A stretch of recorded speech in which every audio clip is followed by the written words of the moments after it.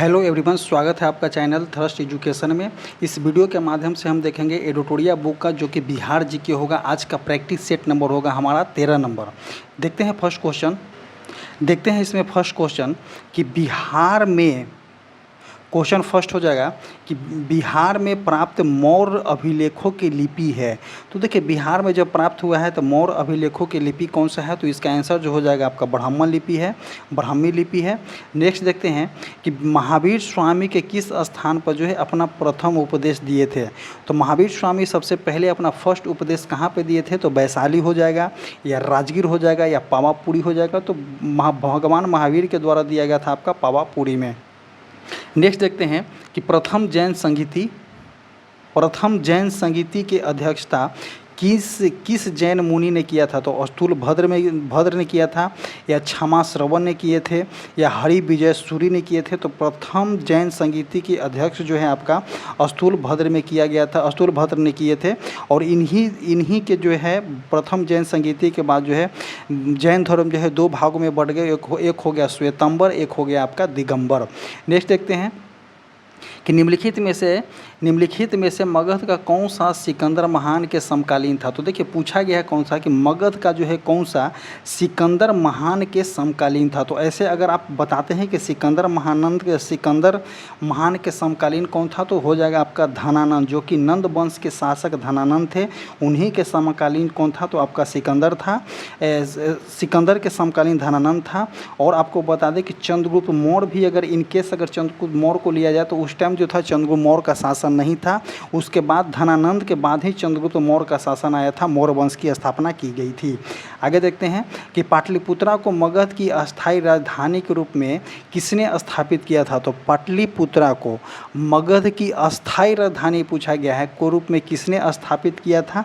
तो इसका आंसर जो हो जाएगा आपका कला अशोक हो जाएगा, ऑप्शन नंबर ए। आगे देखते हैं कि किस शासक के कार्यकाल में शैलेंद्र वंश के शासक ने नालंदा में एक बौद्ध मठ की स्थापना करवाया था। तो किस शासक के कार्यकाल में शैलेंद्र वंश के शासक ने नालंदा में एक बौद्ध मठ की स्थापना करवाया था। तो धर्मपाल के शासनकाल में, या देवपाल के शासनकाल में, या गोपाल के शासनकाल में। तो इसका आंसर जो हो जाएगा आपका देवपाल हो जाएगा, ऑप्शन नंबर बी। नेक्स्ट देखते हैं कि बक्सर युद्ध के पश्चात किस मुगल शासक ने बिहार, बंगाल व उड़ीसा के क्षेत्रों में लगान वसूलने का ईस्ट इंडिया कंपनी को प्रदान किया। तो बक्सर के युद्ध के पश्चात, तो बक्सर के युद्ध कब हुआ था, तो 1764 में हुआ था। और जो है बक्सर के युद्ध के पश्चात किस मुगल शासक ने बिहार, बंगाल और उड़ीसा के क्षेत्र के लगान वसूलने का अधिकार किसको दे दिया था, तो ईस्ट इंडिया कंपनी को दे दिया था।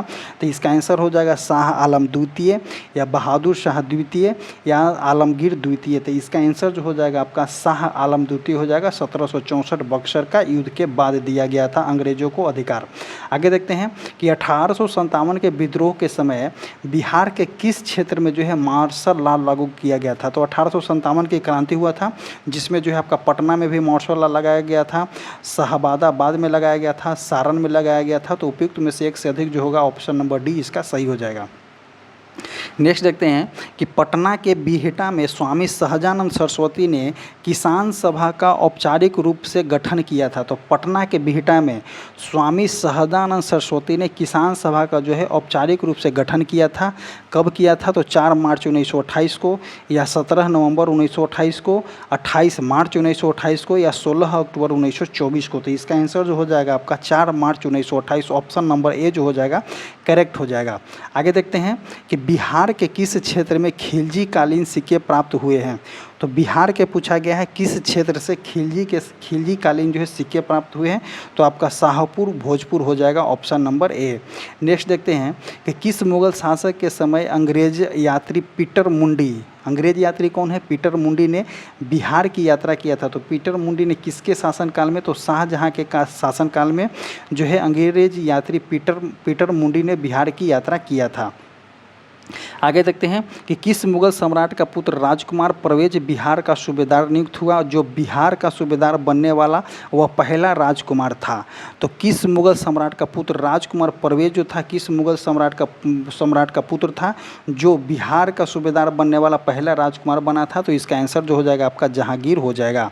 नेक्स्ट देखते हैं कि बिहार के किस सूबेदार द्वारा व्यापार पर कर लगा दिए जाने के कारण ब्रिटिश फैक्ट्री के प्रमुख जॉब चरनौक ने हुगली शहर को लूट लिया था। तो देखिए बिहार के किस सूबेदार के द्वारा जो है व्यापार पर कर लगा दिया था, जिसके कारण जो है ब्रिटिश फैक्ट्री के प्रमुख कौन था, जॉब चरनौक था, हुगली शहर को ही लूट लिया था। ऐसे भी अंग्रेज लुटेरे ही होते हैं। तो कौन शहर लूट लिया था, तो इनके द्वारा शाइस्ता खां इसका आंसर हो जाएगा। आगे देखते हैं कि अंग्रेजों द्वारा बिहार में फौजदारी प्रशासन को अपने अधिकार में लेने के पश्चात पटना का प्रथम अंग्रेज मजिस्ट्रेट किसे नियुक्त किया गया था। तो अंग्रेजों द्वारा बिहार में जो है फौजदारी प्रशासन को अपने अधिकार में लेने के पश्चात पटना का प्रथम अंग्रेज मजिस्ट्रेट किसे नियुक्त किया गया था। तो इसका आंसर हो जाएगा चार्ल्स फ्रांसिस ग्रांट को जो है प्रथम अंग्रेज नियुक्त किया गया था, अंग्रेज मजिस्ट्रेट नियुक्त किया गया था। नेक्स्ट देखेंगे कि 1922 में कांग्रेस के 37वें अधिवेशन का आयोजन बिहार के गया में किया गया था। इस अधिवेशन के मुख्य अध्यक्ष कौन थे। तो इस अधिवेशन के मुख्य अध्यक्ष जो हो जाएंगे आपका चित्तरंजन दास हो जाएगा। और एक हुआ था 1912 में, जो कि आपका कहाँ में हुआ था, तो बांकेपुर में हुआ था। पटना बांकेपुर में जो हुआ था आपका 1912 में हुआ था, जिसके अध्यक्ष RN मधोलकर थे। नेक्स्ट क्वेश्चन देखते हैं कि भारतीय राष्ट्रीय कांग्रेस के दूसरे अधिवेशन में बिहार के कितने प्रतिनिधि ने भाग लिए थे। तो भारतीय राष्ट्रीय कांग्रेस के दूसरे अधिवेशन में बिहार के जो हो जाएंगे आपका 31 प्रतिनिधि ने भाग लिए थे, 31 प्रतिनिधि। नेक्स्ट देखते हैं कि स्वामी सहजानंद सरस्वती ने बिहार प्रांतीय किसान सभा की स्थापना कब किए थे। तो स्वामी सहजानंद सरस्वती ने बिहार प्रांतीय किसान सभा की स्थापना जो हो जाएगा आपका 1929 ईस्वी में किए थे, ऑप्शन नंबर बी। नेक्स्ट देखते हैं कि बिहार में होम रूल लीग की स्थापना कब हुई थी। तो इसका छोटा डेट देखने को मिल रहा है, तो 16 दिसंबर 1916 को जो है आपका होम रूल लीग की स्थापना की गई थी बिहार में। नेक्स्ट देखते हैं कि चंपारण में तीन कठिया पद्धति के अंतर्गत किसानों को अपने भूमि के कितने भाग पर जो है नील की खेती करने का अनिवार्य था। तो एक जो हो जाएगा आपका चंपारण में 3 कठिया पद्धति हो जाएगा जो कि नील खेती से संबंधित है, जिसमें जो हो जाएगा 3/20 भाग पे जो है आपका जो है नील की खेती करना है। तो अगर मानते हैं कि टोटल 20 पॉइंट आपको दिया जाता है, तो 20 पॉइंट में जो है आपका तीन भाग पे, मतलब कि 20 पॉइंट में 3 भाग पे जो है आपका नील की खेती करना था। बाकी भाग पे आप कुछ भी उपजा सकते हैं, लेकिन नील की खेती करने के पश्चात क्या था कि 3 भाग पे जैसे ही उस पर नील की खेती होती थी, तो अगला ज़मीन जो था आपका बंजर हो जाता, जिसके वजह से किसान जो थे बहुत ही तबाही थे, जिसके चलते जो है 1916 के लखनऊ अधिवेशन में राजकुमार शुक्ला साहब 1916 के लखनऊ अधिवेशन में राजकुमार शुक्ला साहब ने गांधी जी से मिले और गांधी जी को इस चीज़ के लिए अवगत कराए, इस बारे में बात किए। और 1917 में गांधी जी ने चंपारण आए और चंपारण सत्याग्रह किए, जो कि बहुत ही पहला सत्याग्रह इनका सक्सेसफुल रहा था। आगे देखते हैं नेक्स्ट क्वेश्चन। तो इसका आंसर जो हो जाएगा आपका ऑप्शन नंबर ए हो जाएगा। नेक्स्ट देखते हैं क्वेश्चन नंबर 20 जो हो जाएगा बिहार के किस आंदोलन के दौरान राजेंद्र प्रसाद ने वकालत छोड़ दिए थे। तो देखिए राजेंद्र प्रसाद के द्वारा जो है वकालत छोड़ दिया गया था, वो भी जो हो जाएगा 1920 के असहयोग आंदोलन के दौरान। तो 1920 में जो हुआ था असहयोग आंदोलन हुआ था। स्वदेशी आंदोलन जो हुआ था आपका 1905 में हुआ था। भारत छोड़ो आंदोलन 1942 में हुआ था। सबने अवज्ञा आंदोलन जो था 1930 में हुआ था। वो 1905 में स्वदेशी आंदोलन कब हुआ था, जब 1905 में बंगाल विभाजन हुआ था, उसी टाइम जो है आपका स्वदेशी आंदोलन का आगाज हुई थी।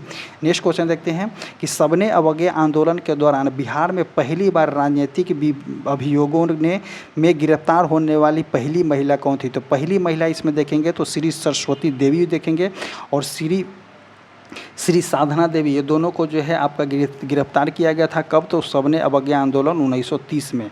नेक्स्ट इसका ऑप्शन जो हो जाएगा ऑप्शन नंबर डी हो जाएगा। आगे देखते हैं कि डॉक्टर राजेंद्र प्रसाद को 9 अगस्त 1942 को गिरफ्तार करके भेजा गया था। तो डॉक्टर राजेंद्र प्रसाद को 9 अगस्त 1942 को गिरफ्तार करके बांकेपुर जेल में हुआ था। अगस्त 1942 के अगस्त क्रांति देखेंगे तो 8 अगस्त 1942 को जो हुआ था आपका भारत छोड़ो आंदोलन चालू हुआ था और 9 अगस्त को जो है बांकेपुर बांकेपुर जेल में राजेंद्र प्रसाद को गिरफ्तार करके बांकेपुर जेल में डाल दिया गया था। आगे देखते हैं नेक्स्ट क्वेश्चन कि प्लासी के युद्ध 1757 के उपरांत बिहार का उप नवाब किसे बनाया गया था। तो प्लासी के युद्ध जो है 1757, प्लासी का युद्ध कब हुआ था, तो 1757 हुआ था। उसके उपरांत जो है बिहार का जो है उप नवाब बोला जाता है, तो मीरीन को बनाया गया था, या मीर जाफ़र को तो बंगाल का नवाब ही बनाया गया था, और अजीम को बनाया गया था। तो इसका आंसर जो हो जाएगा आपका मीरीन हो जाएगा, ऑप्शन नंबर ए। नेक्स्ट देखेंगे कि ईरानी यात्री मोहम्मद सदिक के किस मुग़ल शासक के समय में बिहार आया था। तो ईरानी यात्री जो हो जाएगा मोहम्मद सादिक किस मुग़ल शासक के समय बिहार आया था। तो अकबर के शासक में आया था, या जहांगीर के शासनकाल में आया था, या जो हो जाएगा आपका शाहजहाँ के शासनकाल में आया था। तो ये आया था आपका जहांगीर के शासनकाल में आया था, option number B. Next question देखते हैं कि निम्न में से कौन बिहार का अंतिम अफगान शासक था। तो अगर पूछा जाता है निम्न में से कौन सा बिहार का अंतिम अफगान शासक था, तो इब्राहिम लोदी हो जाएगा, या सुलेमान खां हो जाएगा, या दाऊद खां हो जाएगा। तो इसका आंसर जो हो जाएगा आपका दाऊद खां हो जाएगा, 25 का सी हो जाएगा। नेक्स्ट देखते हैं कि बिहार के लगभग कितने भूभागों पर जलोढ़ मृदा पाई जाती है। तो देखिए बिहार के मैक्सिमम क्षेत्र जो होता है आपका जल से घिरा होता है, और जलोढ़ मिट्टी भी जो होती है दो प्रकार की होती है। एक बिहार का क्षेत्र अगर बात करते हैं तो ये चरकूट है, तो नॉर्थ साइड जो होता है आपका नॉर्थ और साइड, तो मैक्सिमम जो होता है नॉर्थ साइड पानी में डूबा रहता है। जब जहाँ बाढ़ आती है ज़्यादा वहाँ भी जलोढ़ मिट्टी पाई जाती है, और जहाँ पे बिहार में जो अक्सर बाढ़ देखने को मिलता है तो 90% भाग पे जो है आपका जलोढ़ मिट्टी पाई जाती है। जलोढ़ मिट्टी भी दो प्रकार की होती है, तो नॉर्थ साइड में जहाँ पे बाढ़ आती है, जहाँ पे आपको नवीन मृदा देखने को मिलता है, तो नवीन जलोढ़ मिट्टी को हम क्या बोलते हैं, तो खादर बोलते हैं, और वही पुरानी जलोढ़ मिट्टी को भागर बोलते हैं। कभी कभी इसको भांगर भी देखने को मिलता है नाम।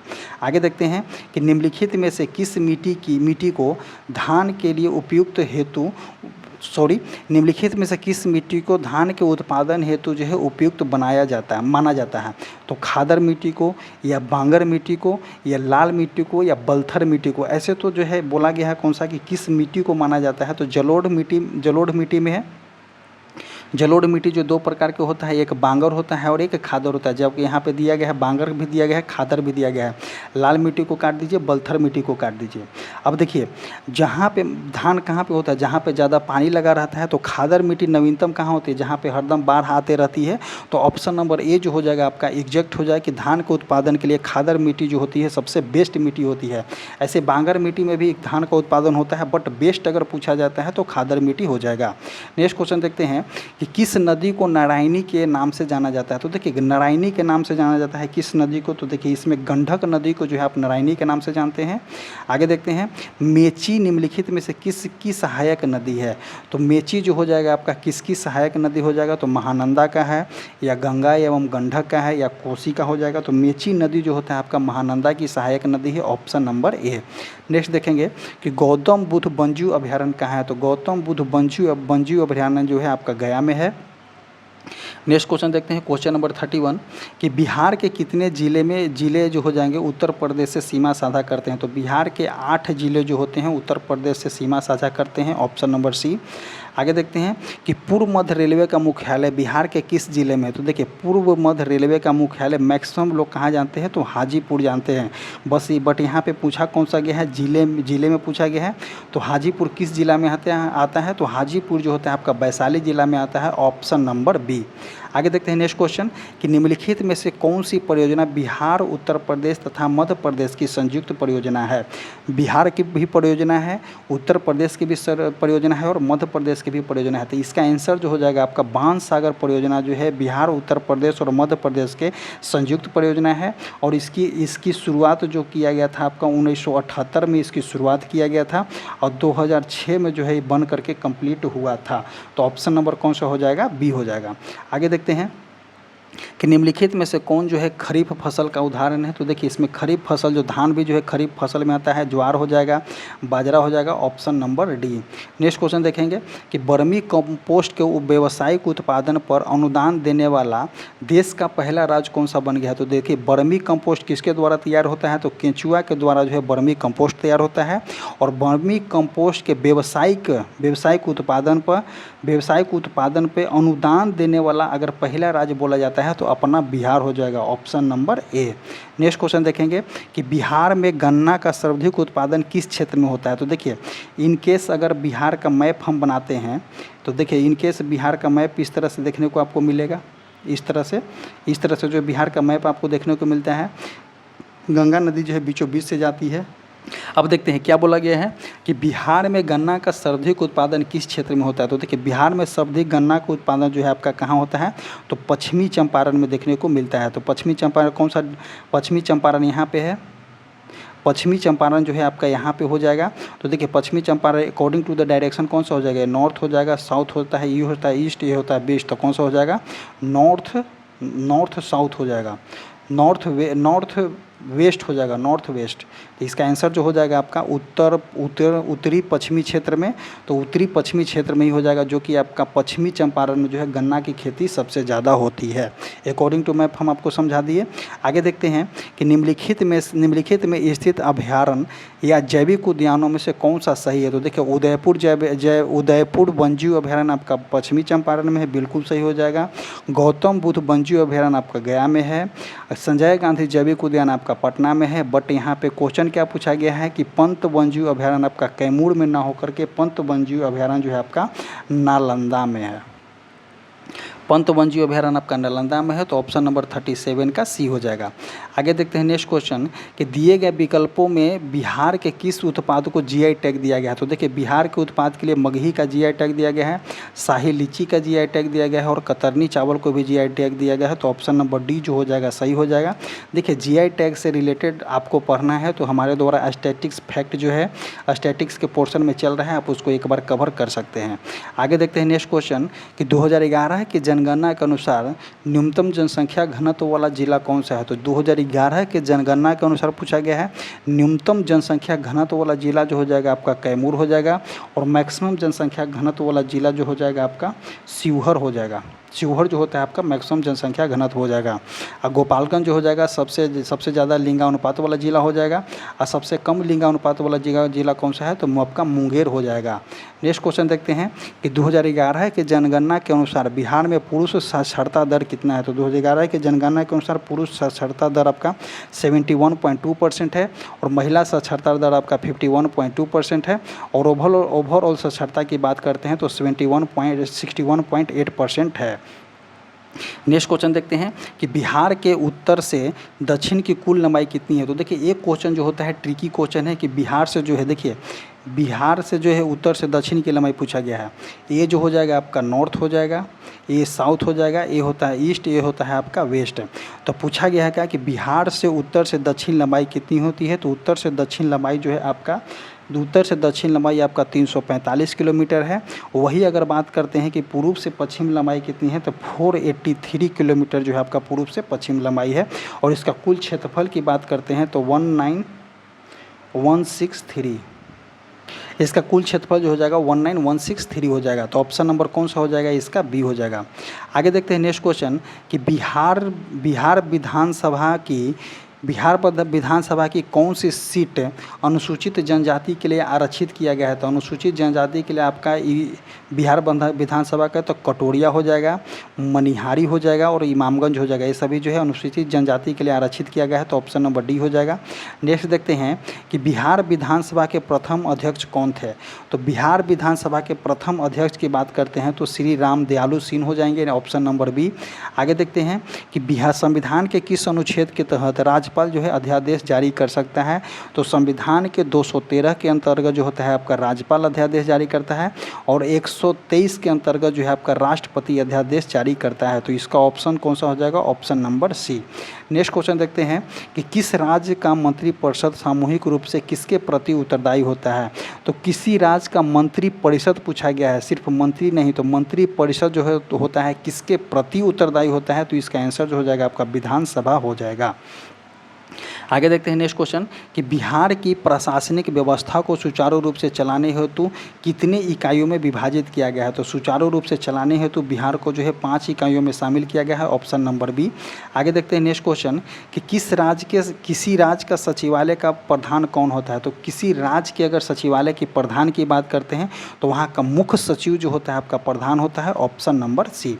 नेक्स्ट क्वेश्चन देखते हैं कि पंचायती राज व्यवस्था के अंतर्गत प्रशासनिक कार्यवाही हेतु गठित जिला परिषद का कार्यकाल होता है। तो पंचायती राज व्यवस्था के अंतर्गत प्रशासनिक कार्यवाही हेतु गठित जिला का परिषद कार्यकाल कितना होता है? तो 5 वर्ष होता है, option number B. Next question देखते हैं क्वेश्चन नंबर 49 क्वेश्चन हो जाए कि राज्य के मुख्य चुनाव आयुक्त की नियुक्ति कौन करते हैं? तो देखिए राज्य के पूछा गया है, मुख्य चुनाव आयुक्त की नियुक्ति जो है राज्यपाल के द्वारा किया जाता है। मुख्य चुनाव आयुक्त का काम होता है आपका पंचायत का इलेक्शन कराना जो होता है राज्य चुनाव आयोग का काम होता है। और विधानसभा, लोकसभा, उसके बाद आपको बता दें कि राष्ट्रपति का चुनाव, उपराष्ट्रपति का चुनाव जो होता है केंद्रीय चुनाव आयुक्त के द्वारा कराया जाता है। तो इसका ऑप्शन कौन सा हो जाएगा? ऑप्शन नंबर सी हो जाएगा, राज्यपाल। आगे देखते हैं कि बिहार के पहले गैर कांग्रेसी मुख्यमंत्री कौन है? तो बिहार के पहले अगर गैर कांग्रेसी मुख्यमंत्री की बात करते हैं तो महामाया प्रसाद जो हो जाएंगे बिहार के पहले गैर कांग्रेसी मुख्यमंत्री हो जाएंगे। और इसी तरह से जो है आज का जो हो जाएगा 13 नंबर सेट आपका समाप्त होता है 50 नंबर क्वेश्चन के साथ। और आपको बता दें कि आप इसको रेगुलर वाइज में देखिए, क्योंकि आपका जो है बिहार एसएससी का एग्ज़ाम आने वाला है, बीपीएससी का एग्ज़ाम आने वाला है, उसमें बहुत ही इफेक्टिव रोल जो है आपका निभाता है। अगर मानते हैं कि 5 से 7 क्वेश्चन भी अगर बिहार से देखने को मिलता है, अगर आप उसको अटैम्प्ट कर लेते हैं तो समझिए कितना बड़ी बात होती है। तो आप इसको एक बार ज़रूर देखिएगा।